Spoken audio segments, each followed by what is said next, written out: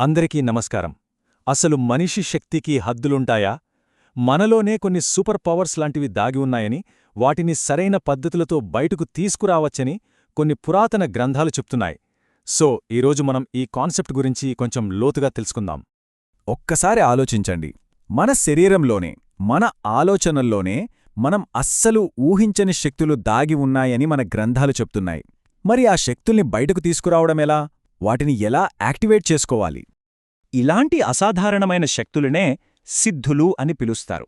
మనం కథల్లో వింటూ ఉంటాం గదా, హనుమంతుడు తన శరీరాన్ని ఎంత పెద్దగా అయినా, ఎంత చిన్నగా అయినా మార్చుకోవడం, గాలిలో ఎగరడం, ఇవన్నీ అలాంటివే అన్నమాట. ఇవన్నీ కేవలం కథలు కాదు, సరైన సాధన చేస్తే వీటిని సాధించవచ్చని అంటారు. సరే, మరి ఈ శక్తులన్నింటినీ అన్లాక్ చేయడానికి ఒక మాస్టర్ కీ లాంటిదుందని గ్రంథాలు చెప్తున్నాయి. దాని పేరే సిద్ధ కుంజికా స్తోత్రం.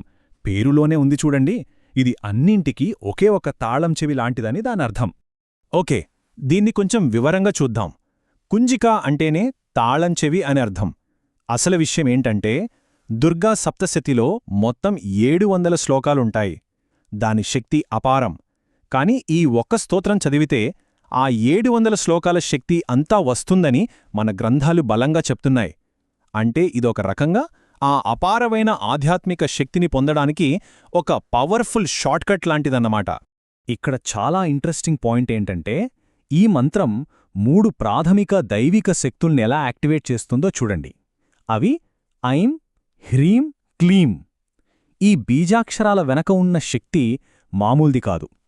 ఐం అనేది జ్ఞానాన్ని, క్రియేటివిటీని, హ్రీం అనేది సంపదని, జీవితాన్ని నిలబెట్టే శక్తిని, ఇక క్లీం అనేది ఆకర్షణని, బలాన్ని ఇస్తుందనంటారు. అంటే ఒక మనిషి పరిపూర్ణంగా జీవించడానికి కావలసినవన్నీ ఈ 3 శక్తులలో ఉన్నాయన్నమాట. అయితే ఇక్కడ ఒక ముఖ్యమైన హెచ్చరిక కూడా ఉంది. జాగ్రత్తగా వినండి. ఇంత శక్తివంతమైన మంత్రాన్ని చదవడం మొదలుపెట్టినప్పుడు అంతా బాగుంటుంది అనుకోవద్దు. మొదట్లో జీవితంలో కొన్ని సమస్యలు, గొడవలు పెరిగే అవకాశముందట. మరి ఎందుకు అంటే, మంత్రం పనిచేయడం మొదలుపెట్టిందనే దానికి అర్థం. అది లోపలున్న నెగటివిటీ మొత్తాన్ని బయటికి గెంటేస్తున్నప్పుడు ఇలాంటి గందరగోళం సహజమే అని చెప్తారు. సరే, ఈ సాధనలో ఇంకొంచెం లోతుకు వెళ్దాం. ఇక్కడ కేవలం ఏవో అతీంద్రియ శక్తులు మాత్రమే కాదు, మన రోజువారీ జీవితంలో కోరుకునే వాటిక్కూడా, అంటే అందం, డబ్బు, విజయం లాంటి వాటికోసం కూడా ప్రత్యేకమైన పద్ధతులున్నాయని మనకు గ్రంథాలు వివరిస్తున్నాయి. ఇదొక రకంగా డివైన్ టూల్ కిట్ లాంటిదన్నమాట. ఇక్కడ ఈ టేబుల్లో చూడండి, ఒక్కో కోరికకు, ఒక్కో లక్ష్యానికి, ఒక్కో దేవతను, ఒక్కో పద్ధతిని ఎలా చెప్పారో. ఉదాహరణకి, అందం, ఆకర్షణ కావాలనుకునేవాళ్లు లలితా త్రిపురసుందర్ని ఆరాధించాలి. అలాగే సంపద, ఐశ్వర్యం కావాలంటే మహాలక్ష్మిని లేదా లలితాదేవిని పూజించాలి. ఇక శత్రువులపై, గొడవల్లో విజయం సాధించాలంటే బగళాముఖీదేవి ఆరాధన చెయ్యాలని గ్రంథాలు చెప్తున్నాయి. సరే, ఇదంతా బావుంది. కాని ఇప్పుడు అసలైన ప్రశ్నొస్తోంది. ఈ శక్తులను ఇంత కష్టపడకుండా ఇంకా ఫాస్ట్గా ఏవైనా షార్ట్కట్స్లో పొందవచ్చా? ఏవైనా ప్రమాదకరమైన దారులున్నాయా? మరి మన గ్రంథాలు దీని గురించి ఏమంటున్నాయో చూద్దాం. ఇదిగో, ఇక్కడ క్లియర్గా తేడా చూపిస్తున్నారు. శక్తులు పొందడానికి 2 దారులున్నాయి. ఒకటి మంచిదారి, అంటే సాత్విక మార్గం. ఇది పూర్తిగా భక్తితో, పూజలతో ముడిపడి ఉంటుంది. ఫలితాలు నెమ్మదిగా, స్థిరంగా వస్తాయి. రెండోది తప్పుడు దారి, అంటే తాంత్రిక మార్గం. ఇక్కడ అంతా ఒక డీల్లాగా ఉంటుంది. ఫలితాలు చాలా వేగంగా, వెంటనే కనిపిస్తాయి.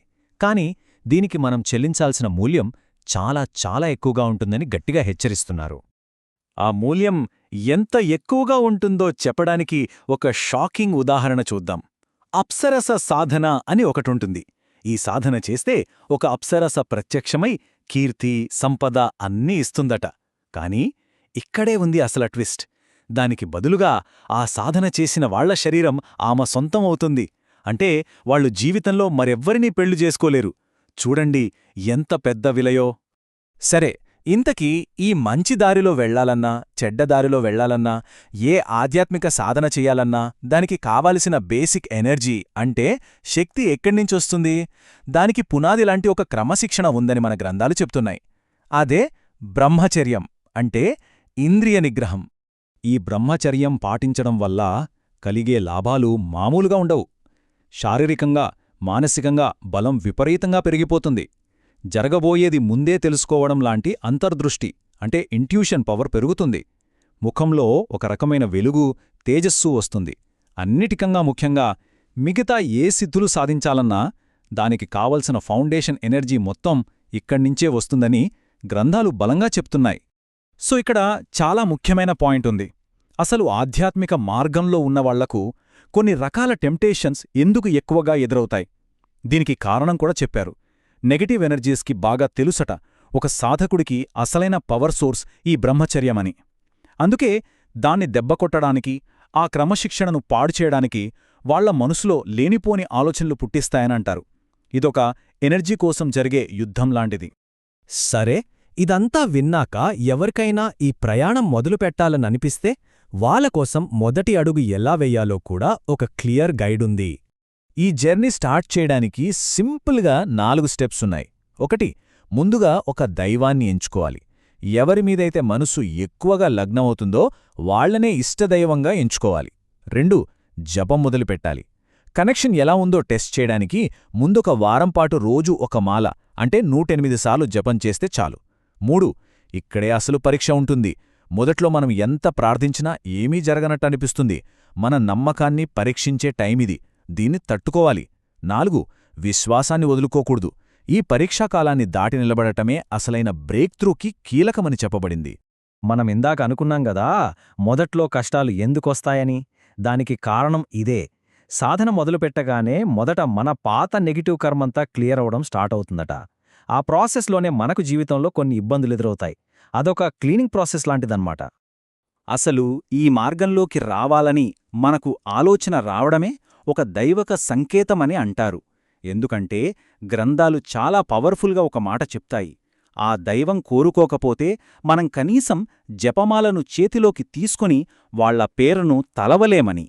సో ఫైనల్గా ఈ ప్రయాణం మొదలు పెట్టాలనే ఆలోచన మనసులో కలుగుతోందంటే అది కేవలం మన కోరిక, లేక మనల్ని ఆ శక్తి ఎంచుకుందనడానికి ఒక సంకేతమా? ఈ ప్రశ్నతో ఈనాటి విశ్లేషణను ముగిద్దాం.